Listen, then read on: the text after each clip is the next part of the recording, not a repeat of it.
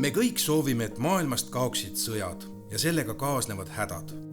Rahu pole aga iseenesest mõistetav ning töö muretuma oleviku ja tuleviku nimel käib igapäevaselt. Ennekõike on see inimlik kohus, kui on vähegi võimalust inimlikku kannatust kuskil maailmas vähendada, siis me peame panustama sellesse. Ja Eesti on valinud selleks erinevad võimalused. Osaliselt ongi sõjalised missioonid, sest mõningates riikides võib olukord nõuda, et sõjaväelased siis loovad selle rahu. Samas teistes piirkondades käivad ju väljas ka meie tsiviilmissioonid, politseinikud, diplomaadid. Ehk siis see on üks asju, mida normaalne riik teeb.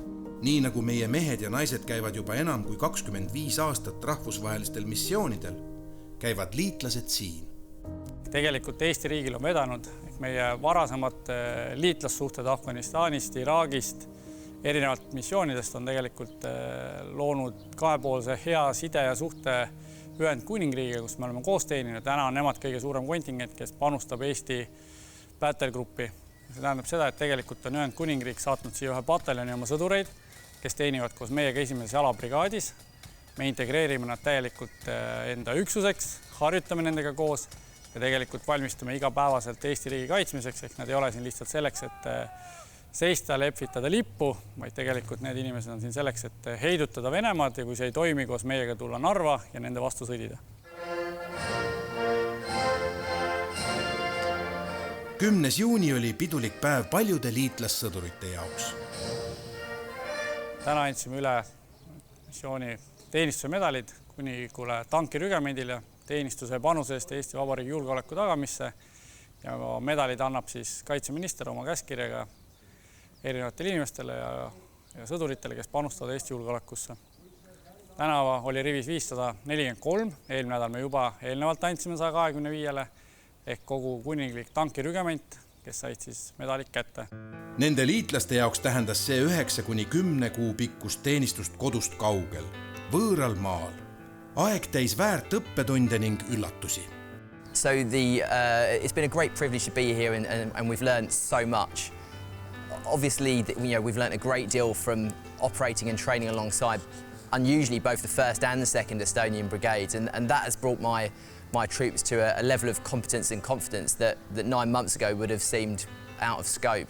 It's certainly been interesting, and I think for a British soldier, the concept of a temperature reaching -27, -28 is somewhat beyond their imagination, but we've done our best to get through. We've been laughed at a lot by the Estonians who have watched us struggle, but they've given us some great tips too. And I think at the end of it, we're better prepared than we could have hoped to be.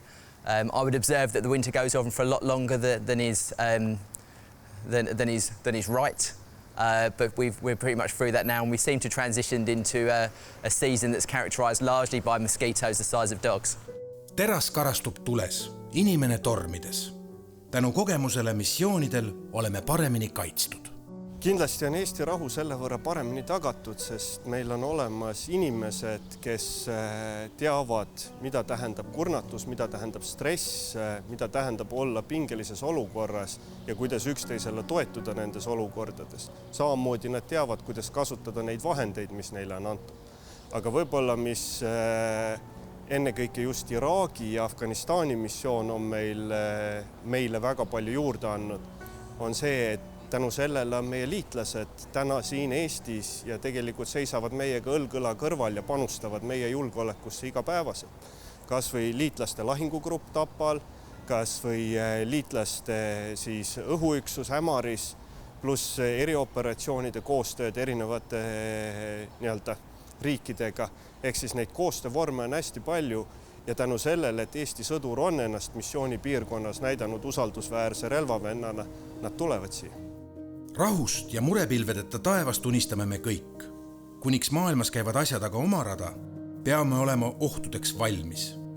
Need missioonisõdurid seisavad igapäevaselt Eesti tuleviku eest, riskides oma elu ja tervisega. Nemad ongi meie turvatunne. Tänu liitlaste panusele Eestisse on kindlasti meie julgeolek paremini tagatud.